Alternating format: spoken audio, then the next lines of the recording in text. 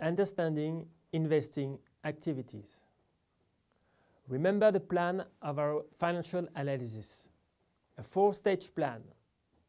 Wealth creation requires investments that must be financed and be sufficiently profitable. The topic of today's videos is related to the second stage of our plan, also known as investment. The investing cycle, represented in blue on this diagram, points out the cash flow inflows and outflows resulting from investing activities.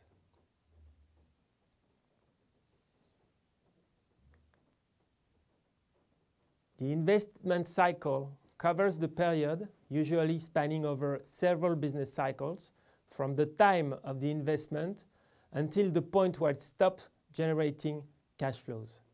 The cycles in question contain capital expenditures, disposals of fixed assets, and changes in long-term investments. The company must invest to produce water and to provide sanitation services. CapEx, capital expenditures, include dams, plants, buildings, potable water distribution mains, raw water pipes, meters, vehicles, IT system. The balance sheet is composed by the assets, liabilities, and equity accounts of the company at year-end. Assets are listed from the less liquid to the most liquid, while liabilities are listed from the longest term of repayment to the shortest. How to define fixed assets from an accounting perspective? The answer is the fixed assets viewed as not liquid and that will be used for longer than a year.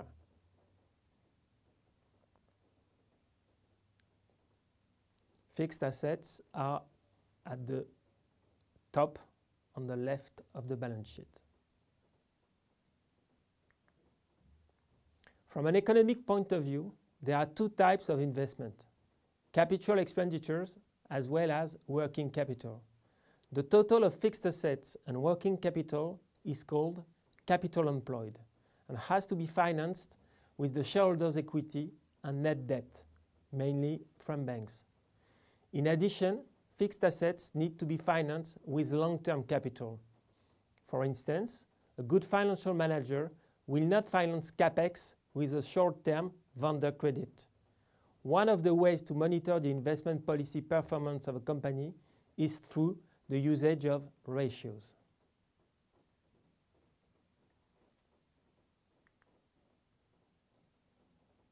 How to evaluate investment policy? We can compute the accumulated depreciation to fixed asset ratio. Through the production process, fixed assets are used up. The annual depreciation charge is supposed to reflect this wearing out. A high accumulated depreciation to fixed asset ratio may suggest that the business is writing off old equipment to make way for newer ones. A high ratio may imply that the present fixed assets have a short useful life and, therefore, need to be replaced.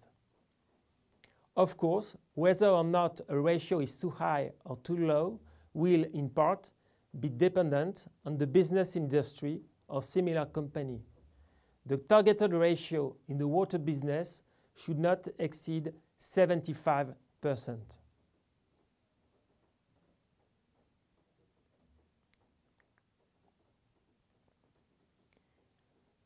We can compute the second ratio, the net capex to depreciation ratio. A high ratio displays that the business is investing highly in its long-term assets, which in most cases forecast future growth or expansion. In the water business, we can use a capex per water connection ratio to compare investment policy between companies.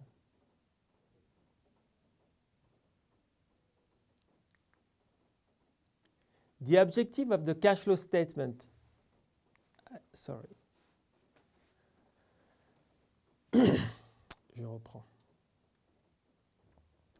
The objective of the cash flow statement is to provide information about where the cash was generated and on what the cash was spent on. The second part of the cash flow statement states the cash flows from investing activities, which involves the cash spent on acquiring assets such as plant, property, and equipment, the cash used to make investment in the stock of other companies, the cash used in making loans, the cash received from the sales of plant, property, and equipment. These are generally cash outs, negative cash flow. It is useful to compare the cash flows generated by investment with the cash flow used in investing activities over the years. An investment policy should have a positive impact on the cash flow from operation.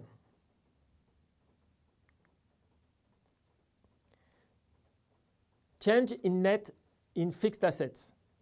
What is net capex? So net capex is capex minus asset disposal. And what is change in fixed assets? It's fixed asset from year Y minus fixed asset from the previous year. So it's equal to net capex minus annual depreciation. Let's compute the change in fixed assets. We use two balance sheets. With this formula, it is interesting to notice that capex can be offset by yearly depreciation, meaning that a sustainable and steady capex policy must be carried out. We take fixed assets, the gross amount for year 1, it's 100. Accumulated depreciation, it's 20. So the net amount is 80. The year before, fixed assets, the gross amount is 90. The accumulated depreciation is 10. So the net amount is 80. 80 minus 80, the change during the 2 years is equal to 0.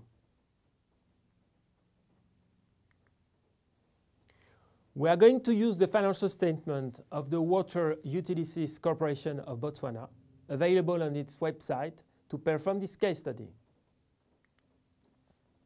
Since we want to calculate the depreciation to fixed asset ratio, we need first the balance sheet to get the fixed assets. We will take the amounts recorded in property, plant, and equipment. While it is not advisable to take the financial assets nor the intangible assets, neither lens, as the assets on the numerator should be consistent with accumulated depreciation on the denominator. On this balance sheet, the accumulated depreciation cannot be found because the amounts are net, meaning after deduction of accumulated depreciation. Furthermore, it is preferable to take the gross amount of assets to compute this ratio.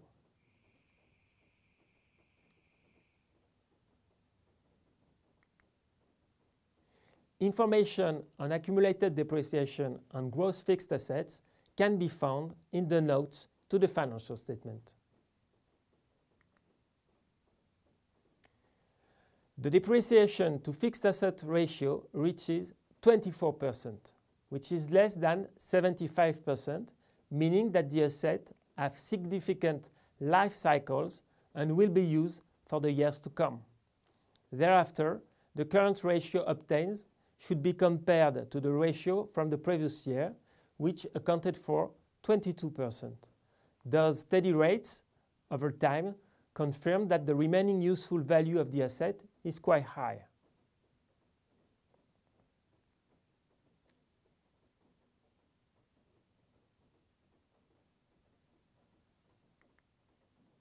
Now, let's compute the capex to depreciation ratio.